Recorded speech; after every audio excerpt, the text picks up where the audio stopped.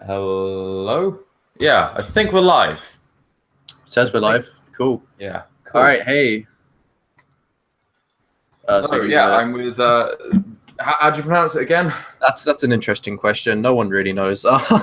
Just cool. So call me like a lot of people say my name is like Xexizy or Xexizy or something, but just call me Muke because that's what I go by most of the time. So yeah, Muke. Muke. It's like an alternative alias I have online. So yeah. Okay, I can do that. Muke. That's weird, but okay. It is weird. Just ignore. Just yeah. Yeah. So you wanted to hang out about socialism and I mean, economics and shit.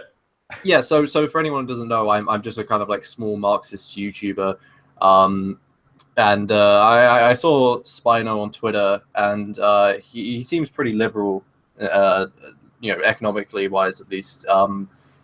And I think it could just be fun to have a chill conversation just about socialism, what it is, why I personally think like capitalism is bad, etc. But yeah, just have a bit of fun. And I mean, like, I was also wondering though, so like, I'll be honest, the only way I really found out about you, Spino, was through this whole kind of like drama on Twitter and stuff.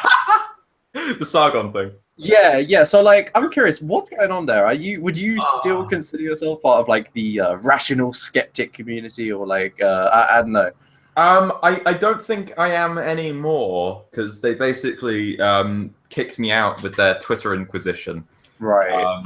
So it looks like I've been sort of kicked out of that crowd now, and there's been a couple of people who've been trying to get rid of me for ages. Okay. So that's a shame. It's kind of a shame, but who gives a fuck? It's their loss. Yeah. I do love some of the things that come out of it, like that clip of Sargon just going, "Who the fuck do you think you are?" That's just one of my favorite things of the moment. I know, it's just such a shitstorm, and it's so petty as well. I made a joke account on Twitter. Yeah. So that obviously happened. I'd seen you around before. Right. I'd seen you arguing with Sargon a couple times. I think that's kind of what I'm known for at the moment. That kid who argues with Sargon. I can't leave it. Like, whenever he quotes one of my tweets, I just can't help myself. Just like a full autism mode, and Yeah, especially when his like massive squad comes in. Yeah. You kind of have to argue at that point. Mm-hmm. But no, that's cool. But I did see some of the tweets on the parody account, and I think they were good. I liked them a lot, actually. Yeah. I've considered resurrecting it. It's still there. Like, I could go back to it any time. It's just I can't be bothered at the moment. Right. Yeah. Okay. Oh yeah, I was just curious about that, really. So like, I guess let's kind of just jump into the meat of it then, I guess. Yeah. So you wanted to talk about socialism. So I think it might be worth you explaining your position, because all right.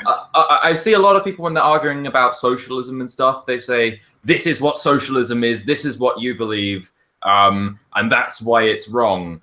But I think it might actually be better to hear you out and actually listen to what positions you actually hold and what policies you are promoting, because I think it's better to be accurate about what you're arguing with.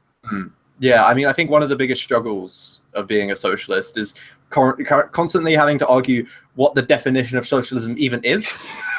This is kind of why I avoid it, to be honest, because I don't really know if I could be called a socialist. Like, in the American version, I'm probably a fucking communist. Everyone's a fucking socialist in America. Yeah, everyone's a fucking socialist. But yeah, so I would sort of call myself a social democrat, but I tend not to hold to like a specific ideology. I tend to go sort of policy by policy. Okay. Yeah, no, that makes sense. I think that's yeah. one of the best ways you can go about it. Yeah. But okay, yeah. So the definition of socialism through Marxist terms and through anarchist terms, I'm a Marxist, not an anarchist, although I do get on with a lot of anarchists. I do poke fun of them a lot, but we get on. But yeah, for that definition, it's in short. I mean, it is more nuanced than that, but we'll keep it basic. So in short, it's worker ownership of the means of production, and that just sounds confusing on its own. But basically, think of it like a co-op. It's kind of like that, except without markets and society-wide. So there's the abolition of private property, but private property meaning property in absence used to generate profit. So property you can own without having to work there yourself and actually make money off of it. And that's what we as socialists want to abolish. We want the workers themselves actually at the factories to democratically decide the decisions that happen in the factories and what they're going to make and how they're going to make it and all that stuff. So that's what socialism is. Okay, so could this just be done in the current system? Well, I mean, hypothetically, you could have co-ops because because in Marxism it abolishes markets, but there is such a thing as market socialism, which is I have heard that term thrown around before. I used to have a friend who was a socialist in school, and he used to refer to China as market socialism. I wouldn't say that. But because China have private property, they have private organizations, and just because the state owns it doesn't mean it's socialism. It has to be the workers owning it. But yeah, so I mean, what we could in theory do today is kind of like promote co-ops, and if they suddenly for whatever reason gain loads of traction, then we could theoretically have some kind of market socialist society. But Bad Mouse Productions, if you've heard of him, he actually has a really good video going through co-ops and socialism, and he kind of explains how there just isn't really. It's so hard for co-ops to kind of get off the ground because they require a lot of money and they require people to know about them in the first place. So it's hardly anyone even knows what co-ops are, and it's just they probably just think co-op. They probably just think yeah. Co-ops today, actually, there have been studies done to show that co-ops today are more productive than regular businesses, yet they don't outcompete other businesses. Why is that? Well, it's because instead of putting that extra productivity into being competitive on the market and cutting prices, they put that into their own wages because, of course, they would. They're the workers. They're going to act in their own interests. So, really, in that sense, you couldn't really have co-ops take over a industry or a society through simply the market, just because co-ops are never really going to be as competitive as regular industry. But that doesn't inherently mean they're as worse because they're more productive. They're just not as competitive. Okay, that kind of makes sense. Yeah. But really, for Marxism, a lot of our problems are to do with the market itself. So we wouldn't be satisfied with just market socialism. We would want the abolition of markets and to be replaced with planning. And I know central planning is a bit of a stigmatized word as well, but it's also worth noting that while orthodox Marxism is more central planning, it's not the only alternative to markets. This is decentralized planning, and there's whatever the fuck the anarcho-communists want to do. I can't really tell you much about that though, but I know it's different. So there's a reason there are like 50 different leftist ideologies. They all have their very specific variations on what they want socialism to be or how they want to get to it and stuff. But yeah, I mean, so that's kind of what socialism is. As for what we would define capitalism as communism, as it's capitalism is private ownership of the means of production, that being sorry, I should have said the means of production referring to literally just factories and offices and workplaces, really. Places that produce commodities. So capitalism is where you have someone who owns and runs the means of production, who doesn't necessarily have to work at this means of production and still receives profit from it. And then communism is something that, as Marxists, we believe would naturally arise out of socialism after a couple decades or however long. And it's basically, you go from socialism, which is the worker-controlled means of production, but it still has a state, it still has currency of form, But then communism is a stateless, classless society. That the kind of utopia kind of thing. But I mean, in all fairness, predicting exactly what communism would look like is like the ancient Greeks trying to predict what capitalism would have looked like. So it's something way far in the future.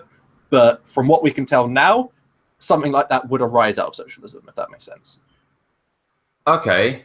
Yeah. So it's more of a it's more of like a natural thing. It's not something you would actually have to strive towards under socialism, if that makes sense. Yeah.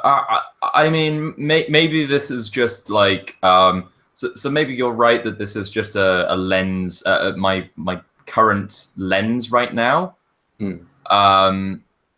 But it sort of sounds pie in the sky to me. Right. Yeah, no, that is fair enough. But like when you look into like kind of the reasoning behind it, I mean, so the reason why it's classless, I mean, all that means, because class by Marx's definitions and most definitions, I mean, a lot of people think class is just how much money you have, but when you actually get into proper economics, it's more your relation to the means of production. So basically, are you a worker or are you a employer kind of thing? And that's what separates class. So you can be a rich worker and you can be a poor employer, but obviously they do correlate. But it's the power that you have over the actual means of production. Okay. In a society where everybody has the exact same power over the means of production, there are in effect no classes. So that's not really too out there, really, because when you have the majority of society owning the means of production, that minority that used to own it kind of gets phased out, ceases to exist, and kind of gets absorbed into the majority, if that makes sense. I know that's a bit weird, but it's the whole point of just everyone has the equal say in how things are run. That's all it is. That's all it is.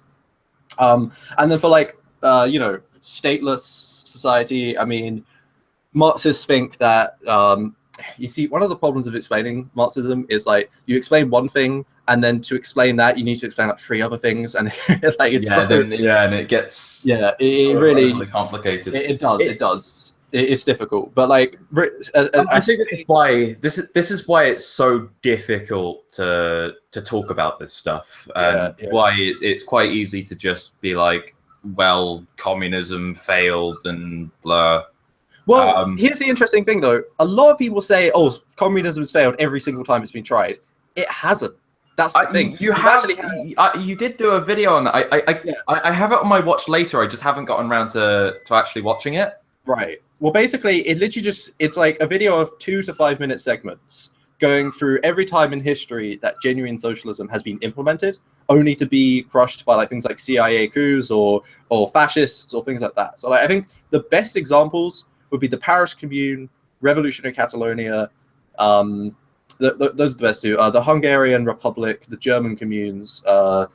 These were all places where they had genuine worker democracy, where they had a genuine socialist state that didn't get corrupted or anything, or due to human nature or any of that stuff. The only reasons these places failed is because people came along and shot them all. I wouldn't really call that ideological specific. Like, I think any ideology is going to fail if that happens. So it's really because capitalism, it did the same thing. Like, because obviously capitalism came into existence through violent revolution by overthrowing feudalism. And there were many times where capitalism tried to come into existence and then was crushed by knights and lords and all of that stuff. But that doesn't mean capitalism couldn't come into existence after that, So it's just that kind of stuff, really. But the point is that the actual system of socialism has shown to work and has shown to improve people's lives and is shown to not be completely destroyed by human nature and corruptibility and stuff. It's just a question of being able to defend itself now, which I think if it gets to the point where it can arise in a developed first world country, which it hasn't managed to properly take root in yet, then yeah, I think it would definitely sustain itself. Because the thing is with Russia, it managed to take root, but Russia was it was so underdeveloped, it was half feudalistic still. The majority of the population were peasants. That's not how you can bring about socialism. The fucking the chat is like half socialists and half like libertarians screaming about like gulags and helicopters and stuff. I do actually like libertarians, if I'm honest. I have a soft spot for ANCAP. So that guy T in particular, like, it's weird. We're like friends, but we hate each other. It's like I like ANCAPs because they focus on economics, but then like, you know, the other people, a lot of other people only focus on like feminism or identity politics, and like I'm not as interested in that. I mean, I'm not saying they're not important issues, but it's just not my like field. So with ANCAPs and libertarians, I can really just get into the grit of like arguing about the free market and stuff. And that's fun. But yeah, I mean, I knew this was gonna come up in the chat. I'm sorry.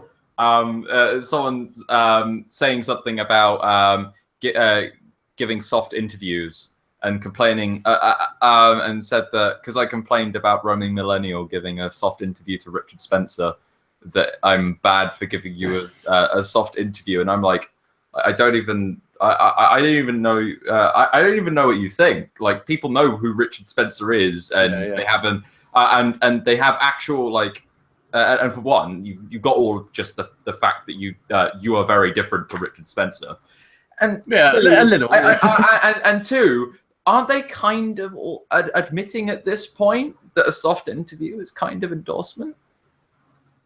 Oh, yeah, shit, that's a bit hypocritical. Yeah, you can't be both guys. That's a good point. You can't do both. But by all means, I mean, if you want to ask me the hard-hitting questions, feel free.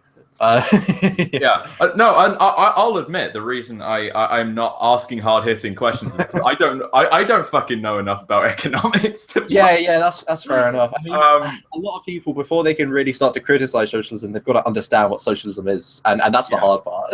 that does actually seem to be the more complicated bit, because a lot of the terminology is sort of removed from general politics because of how different it is to a lot of the current political systems. Yeah, I mean, the thing is socialism is a very abstract concept because it has happened in history, but it's not like in living memory, really. A lot of people just don't know about it, so it's weird to think about. But what might be easier then is talking about kind of capitalism and socialists' problems with capitalism, and maybe that might actually be a better position to go with. Yeah. So, I mean, I think the kind of one of the foundations of Marxism is this idea of surplus value extraction, and it's pretty much the main justification to say that workers should rise up and appropriate factories from their employers. And I know that seems evil and stuff, but we'd consider we have like decent reasons for doing that. So surplus value extraction, it sounds complicated. It's really not. Basically, so say you're a worker. You get paid £75 a day. You produce products on a production line. I mean, I will say now, this example is going to be very kind of like 20th century kind of thing, just because it makes it infinitely easier to explain than if I'm talking about a service. And also, just because we don't have it in the first world anymore, we still have a shit ton of like, you know, industry and production line stuff in like China and India and other places. So it's still relevant. But there are just other kind of like variations of how it works in the modern day. Which are like, you know, more complicated to talk about. So we'll stick to the basics. So say you're a worker, you're on a production line, you're being paid £75 a day, just random numbers. But the amount of products that you produce is sold for £100 on the market by your employer. So your employer then keeps this £25 to invest in new raw materials, and then the rest is profit for them to do whatever they would with.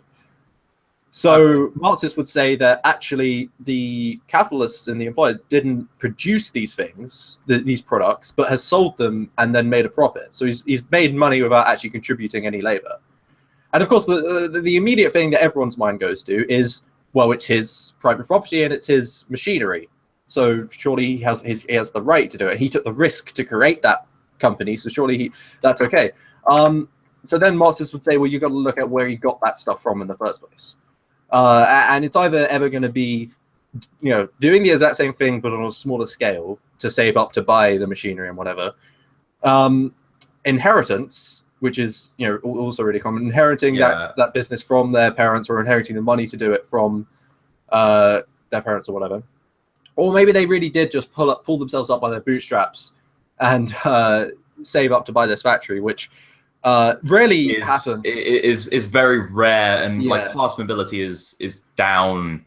Yeah. It's gone down. Like it's been on a downward. I think we're at the lowest class mobility in like human history. Right. Yeah. But I mean, like, even if he did, to do that, he would have had to sell his own labor and be stolen from another employer in order to save up and do that. So in like every single way, there's exploitation involved everywhere. And then, of course, there's the other argument that ANCAPs usually push, which is, oh, well, it's a voluntary contract between the worker and the employer, so it's okay if they're being stolen from because they agree to it. Okay, so tell me this. What happens if a worker decides they don't want to be employed?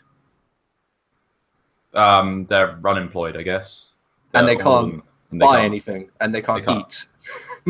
Okay, so what if that was a universal basic income? Yeah, that's an alternative, but you got to ask.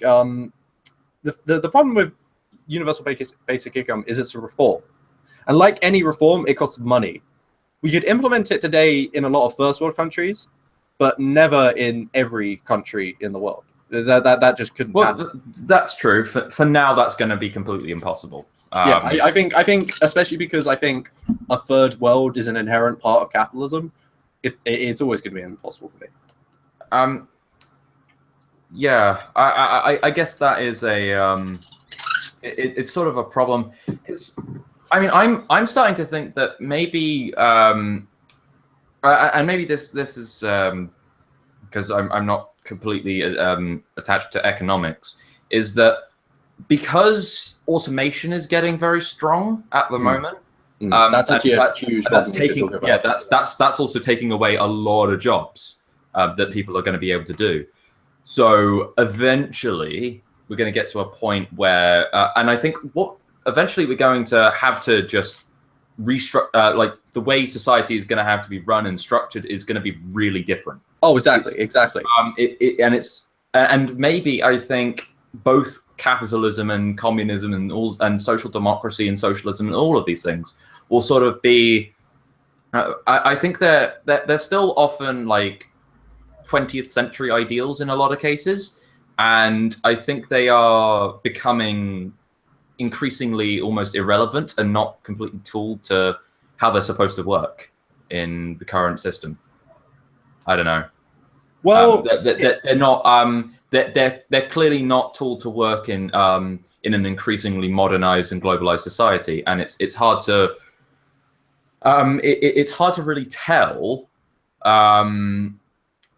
how this is going to really change things and how this is going to change economic systems, which is why I try to sort of avoid extreme sort of more radical movements like socialism. And I deal with I try to deal with like individual policies, like something like a universal basic income, because I mean, I would support a UBI by all means. I just don't think it would. That's sort of the thing I can tell at the moment is that right here we're like whatever change we would be able to push for in the near future is going to be we're effectively going to be on the same side. We're allies for the moment. Yeah, because of course, as a socialist, I'm going to support reforms under capitalism. I'll just know that they won't actually solve the inherent problems that I take with capitalism. Yeah, that's understandable. In regards to those two things you mentioned about these ideologies not being suited to the modern world, I mean, it's definitely fair to say Das Kapital needs updates by all means. It was written 150 years ago and it wasn't even completed. Okay, Marx died way earlier than he wanted to. But to be fair, I'm kind of surprised Marx lived as long as he did when you look at the lifestyle he led. A lot of it was he'd get drunk, write some scrawls out on a piece of paper, and then Engels would have to decipher it. But anyway. Binoism. That sounds. Yeah. I should make my own ideology. That should be. Oh yeah, no, it'd be great. But anyway, so no one's saying Das Kapital doesn't need to be updated, but what we are saying is that the fundamental criticisms that it takes with markets and the relations between the worker and the employer are always going to be relevant as long as we live under capitalism. All that's happened is that there's more stuff to analyze. but the core concept has stayed the exact same. And in regards to automation, you are totally right. In fact, there was something I wanted to talk about later. But basically, the problem with automation, for anybody who doesn't know, is that in countries like China, where you have millions of people on production lines, we're getting to, in fact, we're already at the point where we can automate all of these jobs. It would actually produce more profit for the companies owning them, because, of course, then they don't have to pay wages nearly as much. You just need to pay maintenance for their robots, which is much cheaper. But they're actually being prevented from doing this. They, from the government, are preventing the corporations from implementing advanced technology into their production line. Because if they suddenly lay off millions of people, well, then the demand in the market just falls apart because no one has a wage anymore, and they can't buy things that are being produced. Yeah, that's scary. Yeah. So basically, what we're living in a society where we have the ability to significantly reduce the amount of work that we need to do to sustain ourselves, but because of the way our social relations are structured, because we're the being way we forced to work allocate more than resources. we have to. And it's sort of like it's kind of difficult to work out like how we're going to solve this. I would just say remove the kind of shackles that are being placed on us in the first place. Is just remove markets from society, and then there'd be no problem with doing this. Because explain what you mean by that, because I'm, like I said, I'm a complete noob on. Yeah, that's fine. So obviously, markets are just one way to distribute resources, but obviously markets can't function if there isn't a wage base to buy back things that are being produced, and that's one of the main contradictions with automation. So what communists believe is that instead of producing things to be exchanged, because think about it, if you build a chair in a factory, you don't build this chair to use it, you don't build it to sit on it, you build it to sell it. You don't care what the use value of this thing is, you care about the exchange value that you can get from it. Okay. So that's how we produce under markets. So what communists say is that we should shift society so that we actually do directly produce for the use that things have. This is kind of sounding like my economic system when I was 14, which was that basically things would be built on sort of quotas and necessity, right? And like it would have a more top-down methodology. But I just eventually I just got to the point where I think, okay, this is actually sounding scarily authoritarian.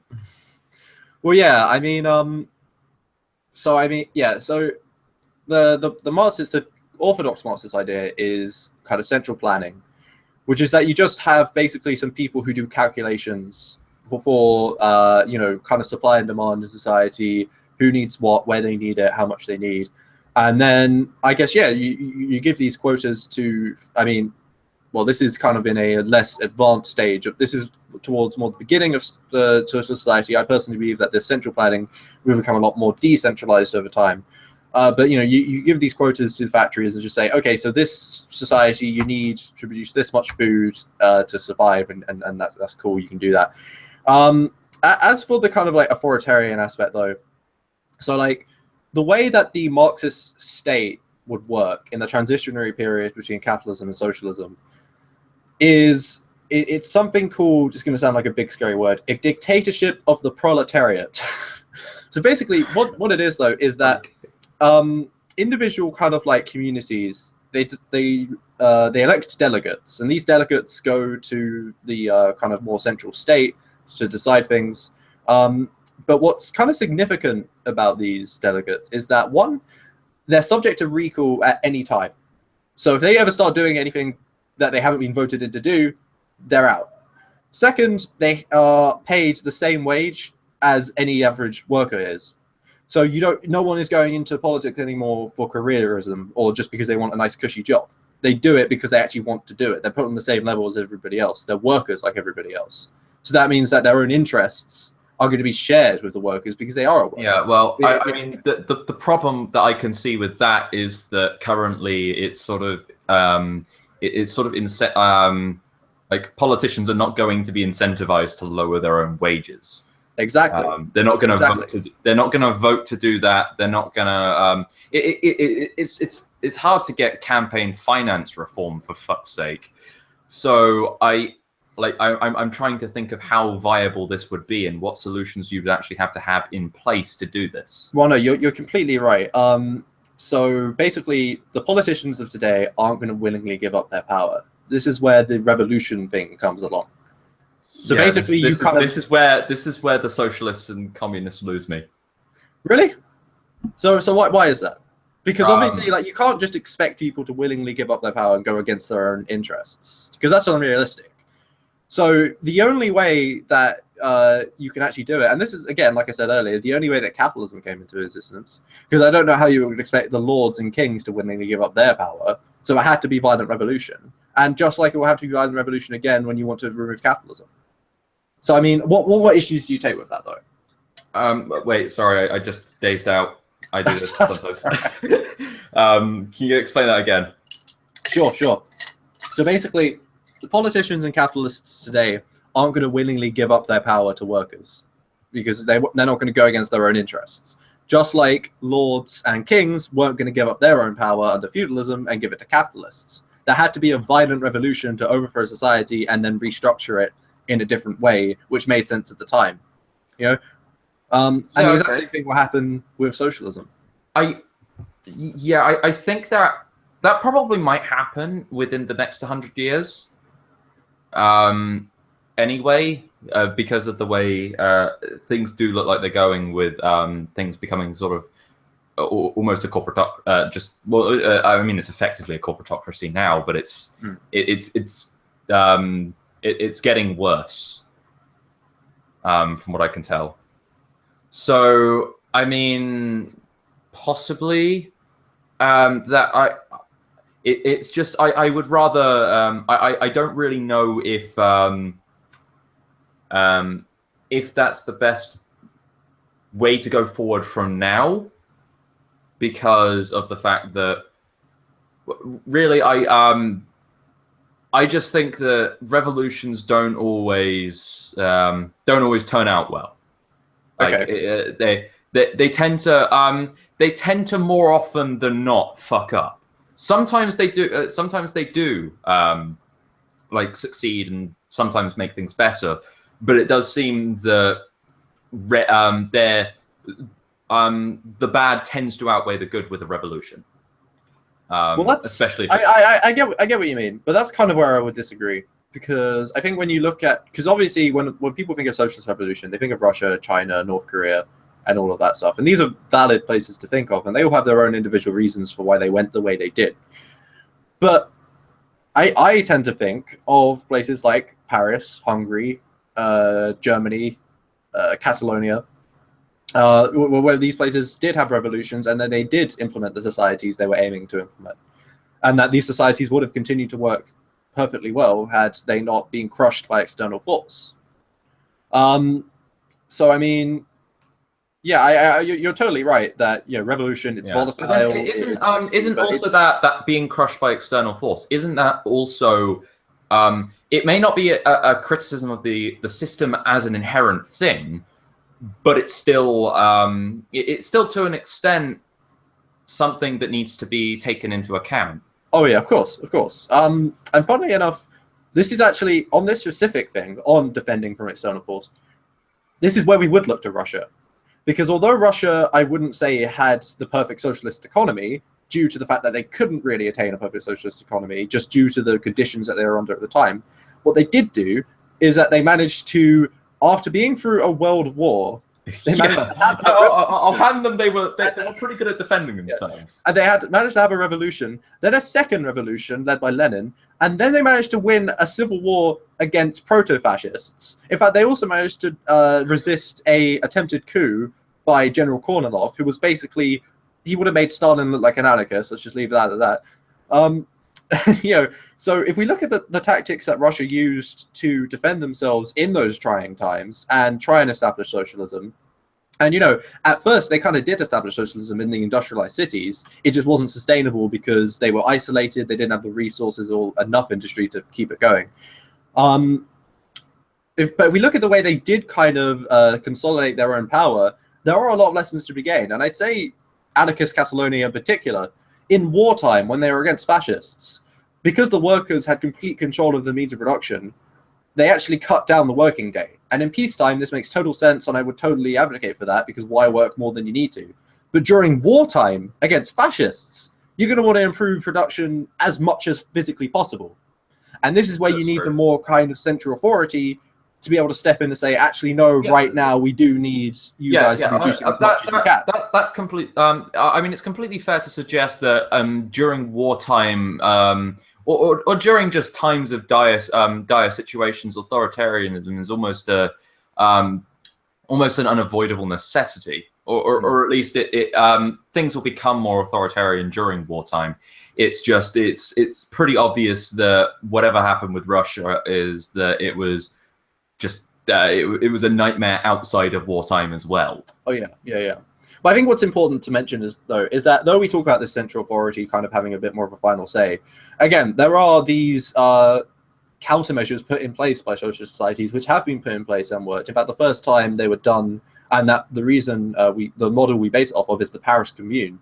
And they were definitely in kind of a wartime. In fact, if you've ever heard of the Bloody Week, where basically the French army waltzed in and massacred everybody on the streets, socialist or not. They implemented this kind of more central authority, which did have the recall at any time, which did have the maximum wages, which were basically the will of the people in the state was completely irrelevant. It was whatever the workers wanted them to do. So though we have this more central authority, which does act to help get more stronger decisions done during wartime and turbulent times, that doesn't mean they're just benevolent dictators, which we then just kind of hope and pray they'll pass down the power one day. Because obviously that's naive. That's what a lot of people think socialism is. Well, and I think that's the sort of problem, is that a lot of what people know of socialism is that it's that way, that it's when it's tooled like that. So it's and that's also what I would be afraid of seeing happen if there was some kind of revolution. Yeah. Which is why you're totally right to have that concern. And then it's not only and then in that sort of situation, it's not only what are we now in a shit situation, but whatever terrible shit happened during this violent revolution is also completely worthless. That's true. I'm just this is why a lot of maybe it's being a risk averse moderate. Unfortunately, though, I mean, when shit does hit the fan, when you have economic crisis, being a risk averse moderate, it just doesn't cut it. Unfortunately, but anyway, I think though, it's perfectly reasonable to have those kind of concerns, but in cases where it has happened, you need to look at why it happened. And in pretty much every case, it was two things.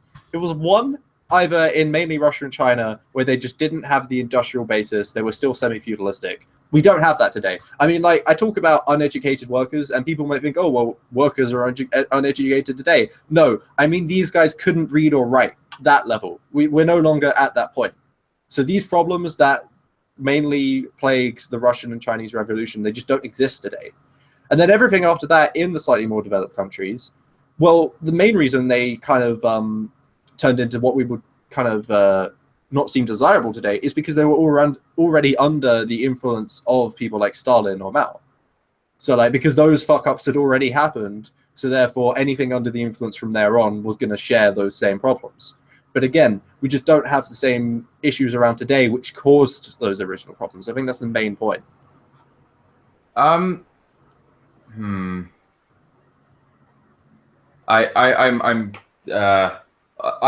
just don't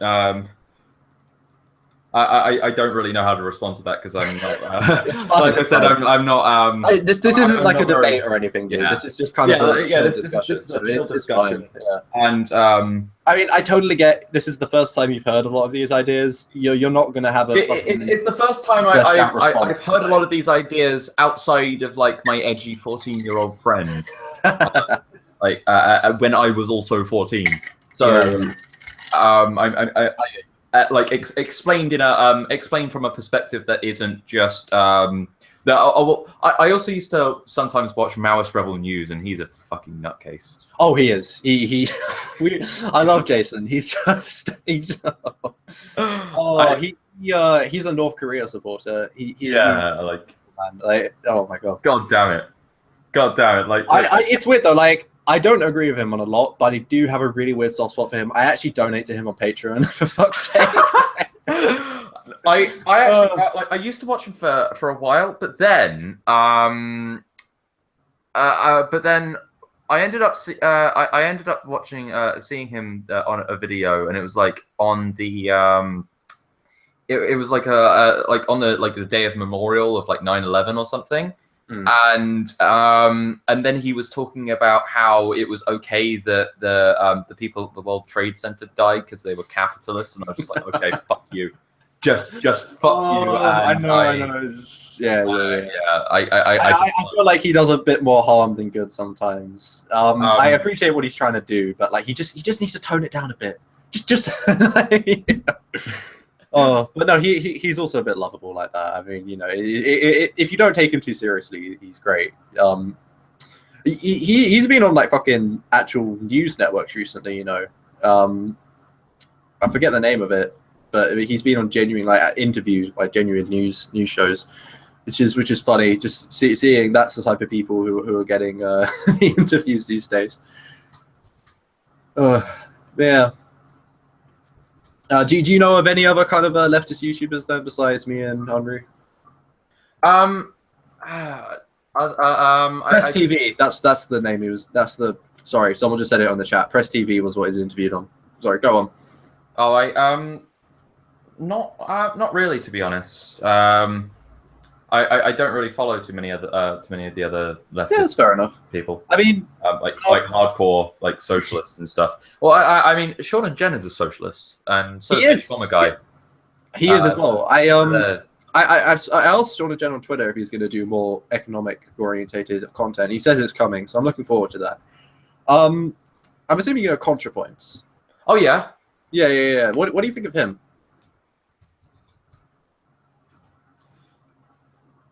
I actually like ContraPoints. I like him a lot, yeah. I mean, I feel like I don't agree with him on literally everything, but at the same time, I feel like he's also taught me a lot that I just wouldn't have really got otherwise. In all honesty, it's like he's done quite a couple of videos where I've been like, this is exactly the point I wanted to make for ages. To like, because I deal so often with like white nationalists and stuff. And he just comes out with a video. He just comes out with a video that just basically debunks exactly what I've been saying for ages, and I'm just thinking, yes, thank you. Yeah. You've done it for me. I don't need to do that now. Yeah. That's good. I would seriously just gonna plug Bad Mouse Productions if you haven't heard of him. Oh, I've seen some. I think I saw someone do a response to Bad Mouse at some point. I can't remember who it was. Sargon did. It might have been Sargon. Yeah. But recently, Bad Mouse has really upped his like production value. He just has phenomenal editing at the moment. He actually, for May Day, he released a video on the Paris Commune, which you might want to check out. It's actually really funny. So I mean, yeah, Bad Mouse Productions for anyone who's curious to learn more about leftism. Obviously, there's my channel, but Bad Mouse he just makes really nicely well-made videos. Really gets the points across. So if you haven't heard of him, I'd check him out because he's kind of like in that kind of gang with H-Bomb and Contra. I think he talks to them, but he really deals with those economic and political issues while they are. Well, H-Bomber guys is like half a gaming channel. So yeah. Yeah. So I can sort of like to an extent I can kind of see where sort of socialists are coming from to an extent. So here's like a question that because you were talking about like owning the means of production. So what about in a like because it does actually appear to be more efficient, and is it arguable that because the way markets work, that the fact that that a lot of this stuff can be done so quickly is arguably sort of a justification of markets. So basically, the fact that a lot of this can be done quicker, and it actually and it competes and it produces for it's sort of because a business itself, where you actually have like people who own like the means of production, because they own it, they can own more of it, and it obviously I'm explaining this really badly. It's fine. Take your time. It's fine. I'm explaining this really badly, but because someone can own the means of production, then it's they can then invest faster, and obviously businesses can get bigger, and more innovation will occur. It's a very it's probably like an old meme that capitalism kind of helps to increase innovation, right? But there is when you say innovation, you're referring specifically to scientific, I take it. Well, not just scientific. There's lots of things that just because people will actually pay for something, that it shows up, such as right. Like YouTube is a great example. So you mean supply meeting demand? Yeah, like supply meeting demand for it is basically it. It's the fact that because there are things that that it turns out can make a profit, they actually become popular.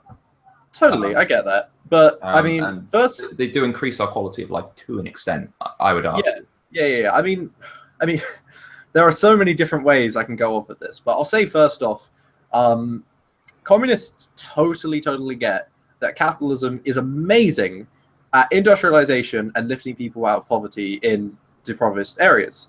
In fact, Marx in the Communist Manifesto, he talks about this a lot for basically the first half. He says it's like capitalism is, it's the greatest achievement of humanity that trumps all pyramids and all crusades. And in 1 year of capitalism, we have like more production than the entirety of human history before it combined. So we totally get that. But what we then take issue with is that after this industrialization has taken place, capitalism starts to become the fetters on this own kind of progress that it originally helped cultivate, if that makes sense. So it kind of fulfills its purpose, and then its inherent contradictions start kind of showing up. So that's when we say, after capitalism has done its initial industrialization, got us out of feudalism, that's when it's time for socialism. In regards to scientific, I wouldn't do a scientific innovation, actually, because you're talking about... I would actually disagree when it comes to scientific innovation itself. I think often it's actually government innovation, government-funded stuff that does show up. Of course, that's not socialism, but... You're totally right. If it was totally left to the markets, Large Hadron Collider, that wouldn't exist. Yeah, exactly. Things like that. And I'm a physicist. And obviously the internet. So the internet as well. So I obviously deeply care for my physics and stuff. So I wouldn't want that left to the market. In fact, private private research firms.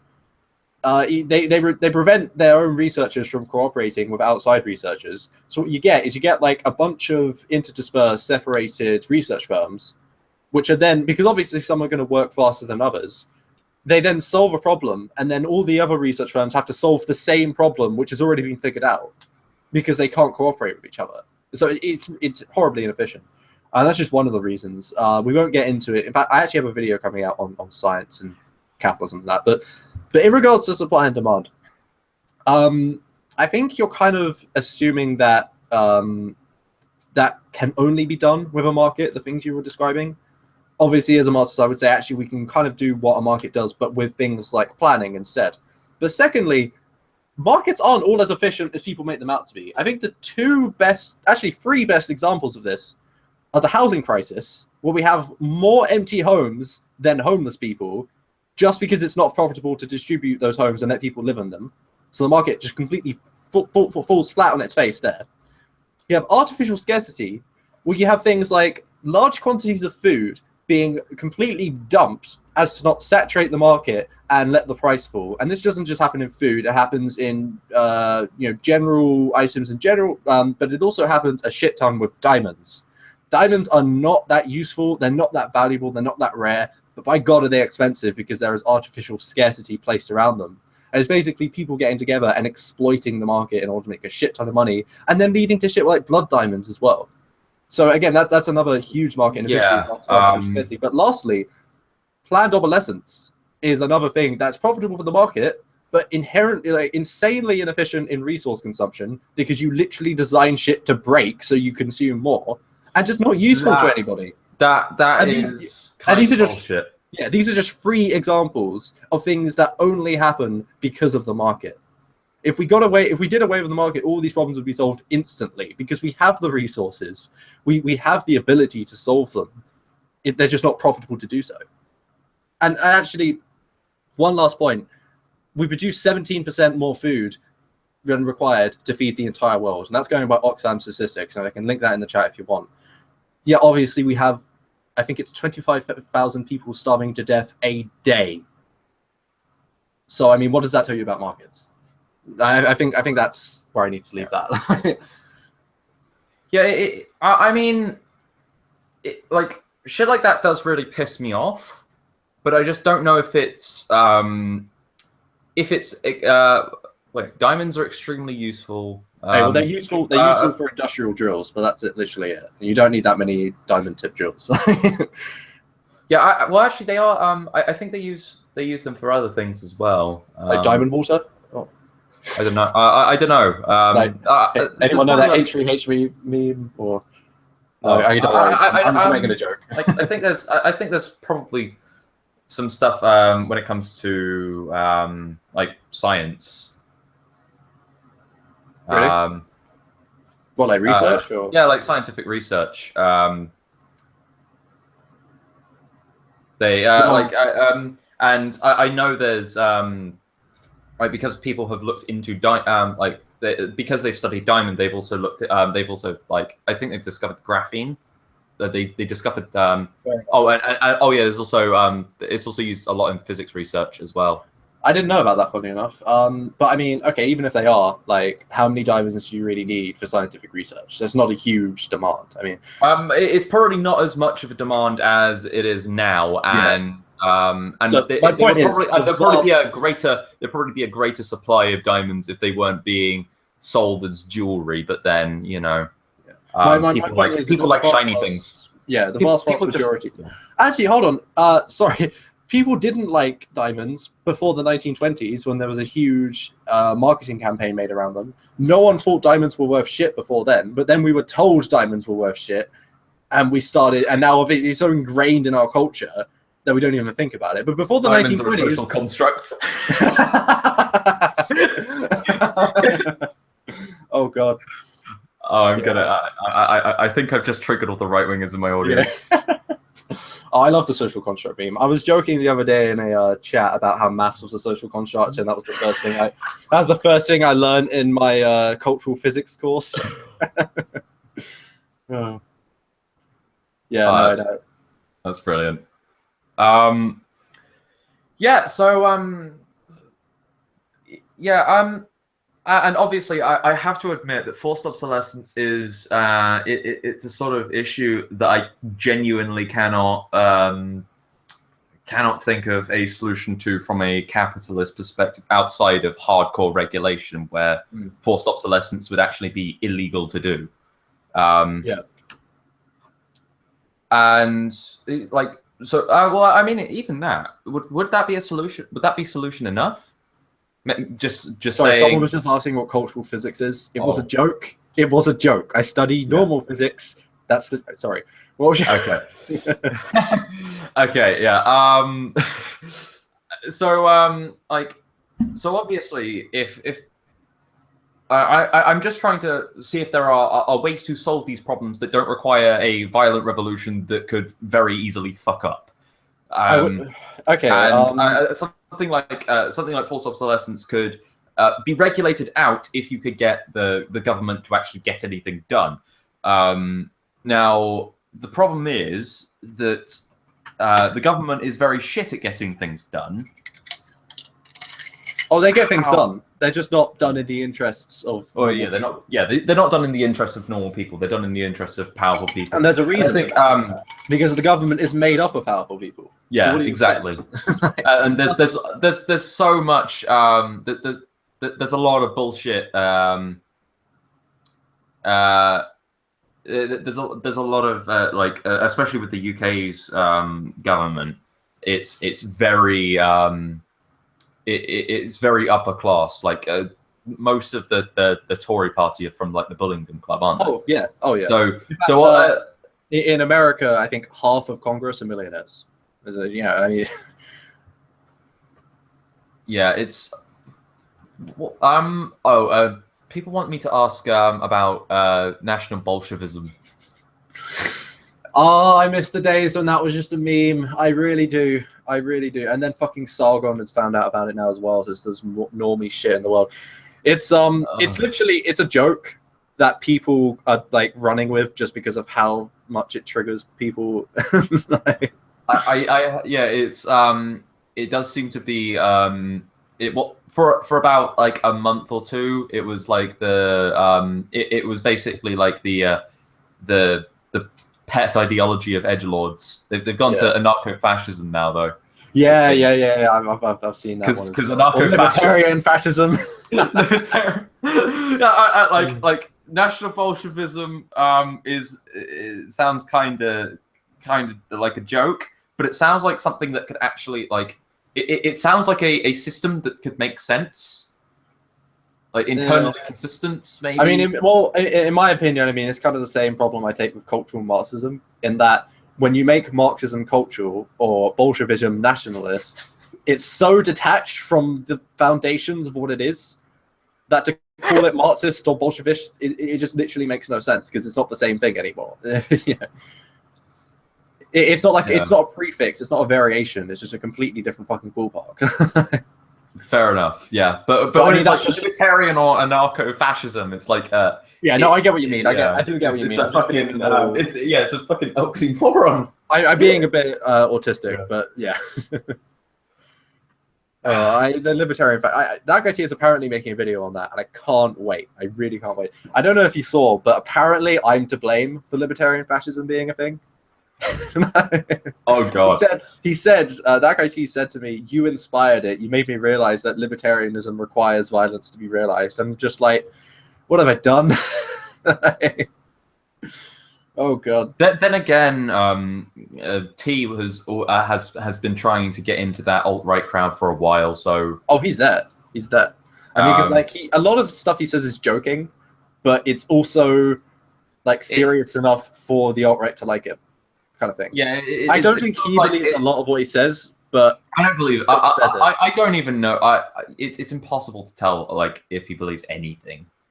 Yeah, you're right. Actually, other than that, he doesn't like taxes. Everything else is outside of taxes and roads. You can't really tell what else he actually stands for. I do wonder sometimes how you go from "I don't like taxes much" to "we must preserve the future of our society and white children." It's like where's the bridge there? Because like it's not, you know, fucking Molyneux, Love, Life and Anarchy. They will make this transition from an capitalism to full on fascism, and it's scary. Like, you know.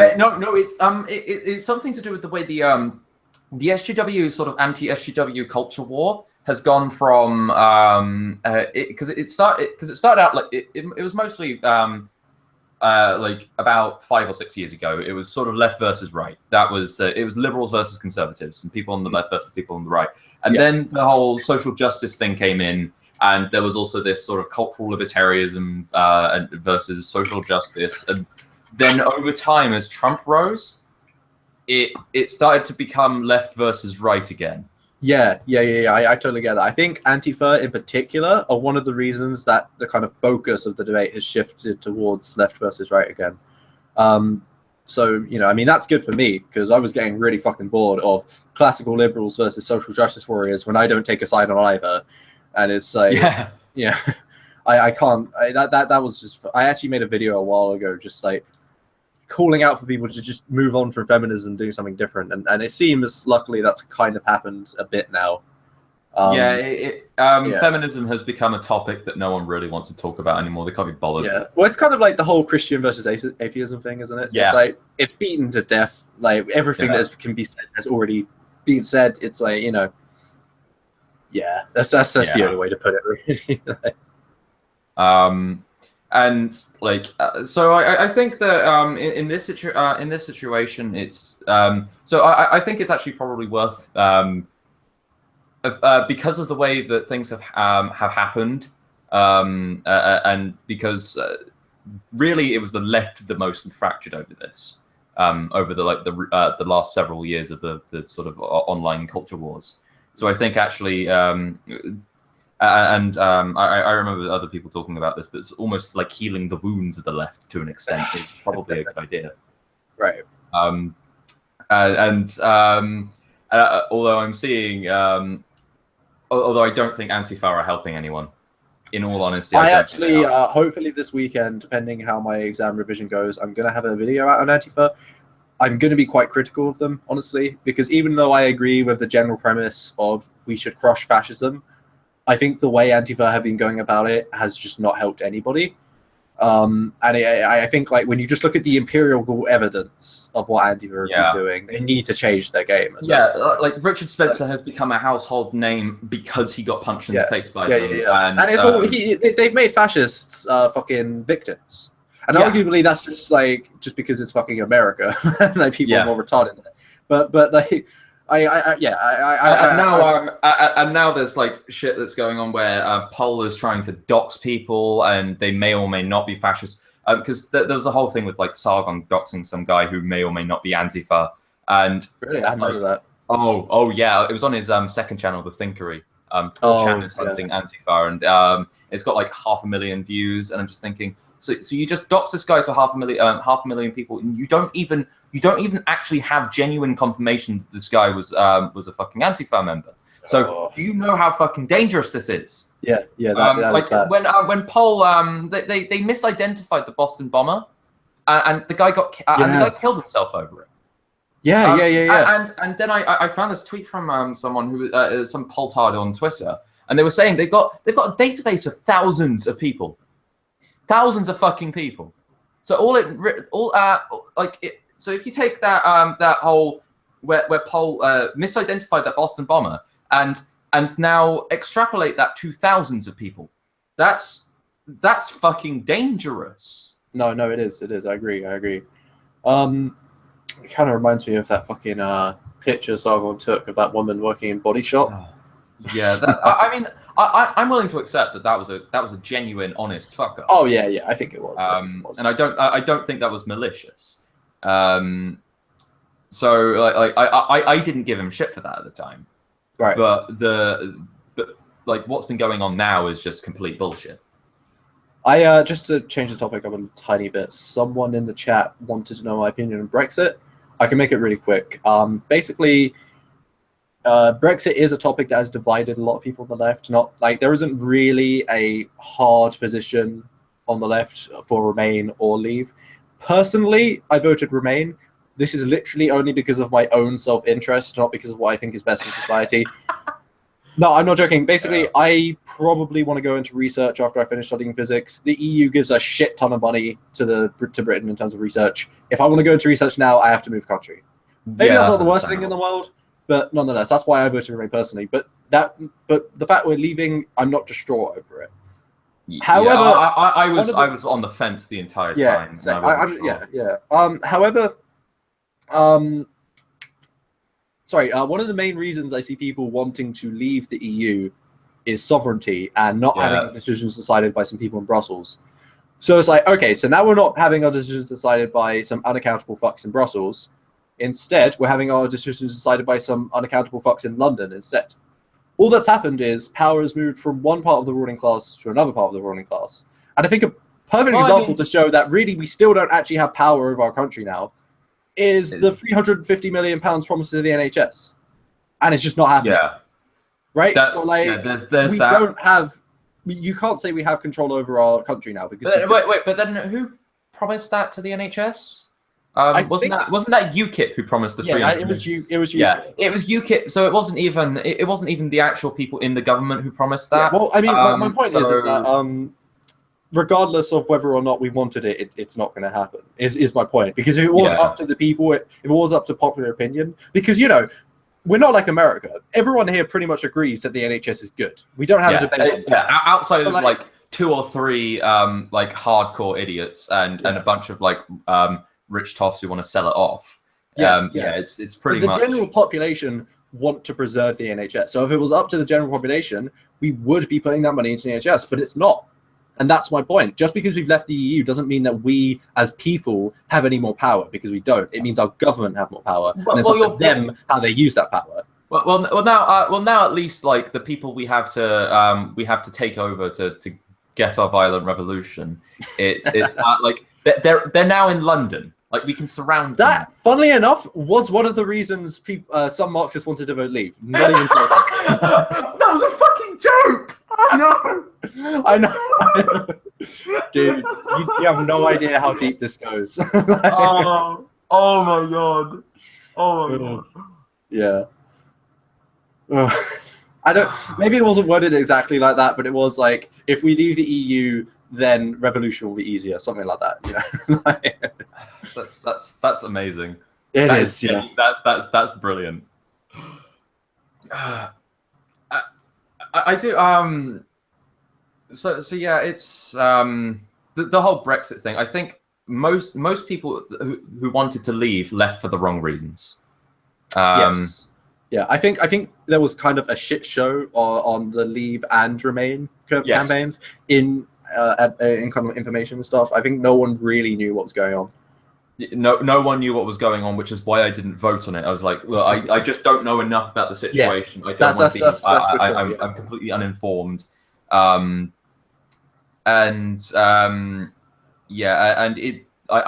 wasn't particularly convinced by either side's arguments. That's fair enough. Again, for me, it literally just came down to personal interest. That's what it was. Yeah. But when I think about it on like, is it good for society or not? I can't really say. I just can't.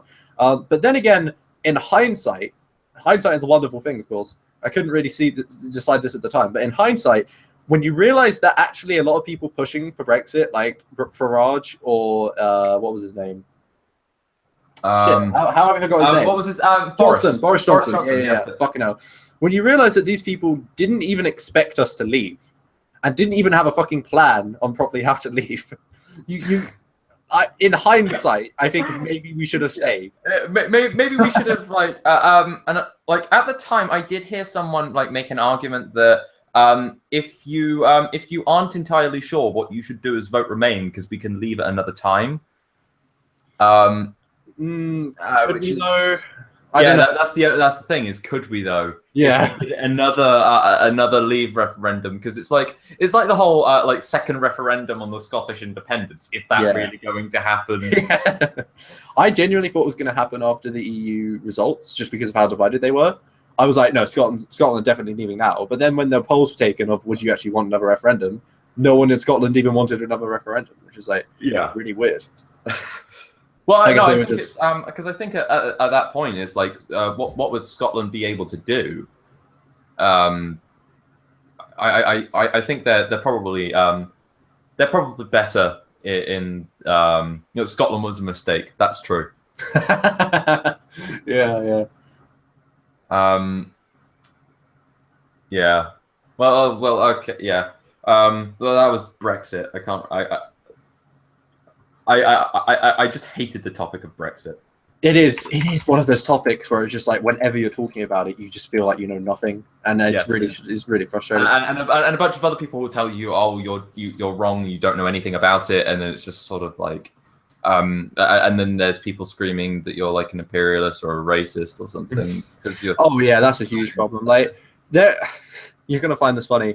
There's a genuine conspiracy theory on Lefty Pole in particular right now, that social justice warriors are actually a CIA plot to destroy the left. That wouldn't actually. Okay. I mean, it's entirely possible. Okay, so get this. most social justice warrior movements and social justice orientated movements arised very shortly after Occupy Wall Street became a thing. And one of the main reasons that Occupy Wall Street apparently fell apart is because whenever anyone tried to organize anything, you were met with, why is another white male telling us what to do? And then you look at like Bernie Sanders being basically displaced from one of his speeches by those Black Lives Matter activists. Yeah. And then you look at like how much the social justice warrior movement has like made people hate the left. And like at first it's like, nah, this is just a joke. And then you're like, and then you realize the CIA have done shit like this before. And you're like, oh shit. Yeah. Social justice is social justice turned out to be a CIA conspiracy. Yeah. Oh, that's amazing. There's like a brilliant infographic somewhere. There's a part of me that like thinks that's just insane, and because I saw like because I know like right wingers make conspiracy theories like that as well, like because Gavin McInnes is quite big on the idea that that the alt-right is like, especially like the more extreme ones like Stormfront are actually FBI plants. Right. So like so it sort of feels like that to an extent, but then at the same time you don't want to put on the tinfoil hat quite so quickly. That's the thing. Yeah, I don't want to put on the tinfoil hat, but I'm not going to go and dismiss it out of hand. Oh, I found the infograph. I found a meme and I found an infograph. I'm going to link both of them in the chat. They are brilliant. So the first one is the infograph, and I can't send links. I'll link them on Hangouts, and you can put them on the chat if you want. Oh, okay. Hang on. There you go. Let's do. Actually, I will screen share. All right, that makes sense. Well, actually, if I can. Yeah, no, because then if people are watching this back, that makes a shit ton more sense, actually. Yeah. Hang on. How do I screen share again? It feels like I've It's just below the chat on the far left. Ah, there we are. Screen share. Yeah. There we go. I've forgotten how to do this. Yeah. Okay. Hey, this is quite long, so you might not want to go through all of it. Oh yeah. Okay. So social justice boom after the anti-Wall Street protests. Using social justice terminology, percent of total articles, racism, sexism, transgender. That's interesting. Yeah. And then COINTERPRO is an actual real CIA method for breaking up extremist groups and activism. And because this thing was actually being like released from like, you know, the 20th century and stuff. And when you compare the shit that COINTERPRO talks about and its plans, and you apply that to what the social justice warriors do, it gets scary. Which is okay. Expose, disrupt, misdirect, and otherwise neutralize groups that the FBI officials believed were subversive by instructing FBI field operatives to create a negative public image for target groups, e.g. By surveilling activists, releasing negative personal information to the public, break down internal organization, create dissension, restrict access to public resources, restrict the ability to organize protests, restrict the ability of individuals to participate in group activities. Wow. Yeah. Wow. Okay, this is actually quite interesting. It is an interesting meme. Yeah. I might actually send this to Nick Goroff, Wizard of Cause, because he was. Do it. Yeah, because he was actually part of like he was a like a proper professional community organizer. So it'd be interesting to see his take on this, because he was actually like a proper left-wing professional activist. Oh, okay. I mean, I will say, just for anybody watching, okay, like this is mostly just a meme. Okay, I'm not full on going tinfoil hat, but it is still quite funny, and there are still like some things where it is a bit like I don't know, but for all intents and purposes, it's a meme. Ugh. But anyways, yeah, that's just a stupid thing. Yeah, this is quite interesting, though. Yeah. Yeah. I mean, this is actually yeah. So I don't know. The conversation has died, but A little. I mean, I kind of like covered the basics of stuff I want to say about socialism and stuff. I would say, in regards to your kind of like concerns about revolution and stuff, there is a brilliant little book. It's called State and Revolution. It's written by Lenin, and I've actually read it twice. It's so good. And it really just goes over one, the Marxist conception of the state and how that works under capitalism and under socialism, and it really breaks down how exactly under a capitalist state it's in the interest of capitalism. Things like the police force only really exist to preserve private property, things like that, and that actually does really explain it really nicely.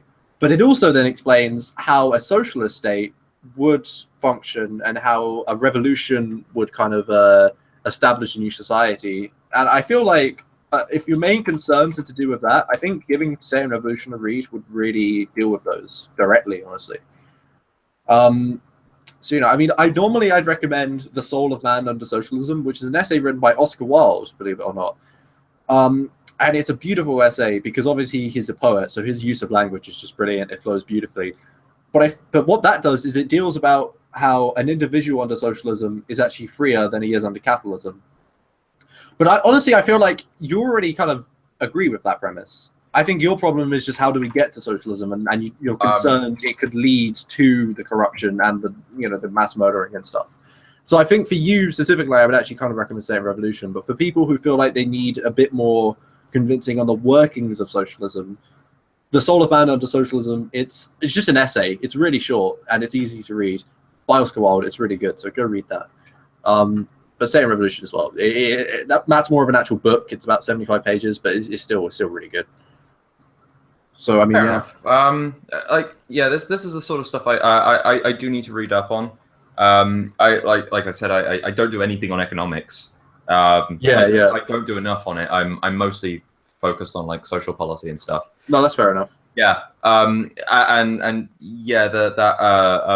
I see someone in the chat that whole mass murder thing.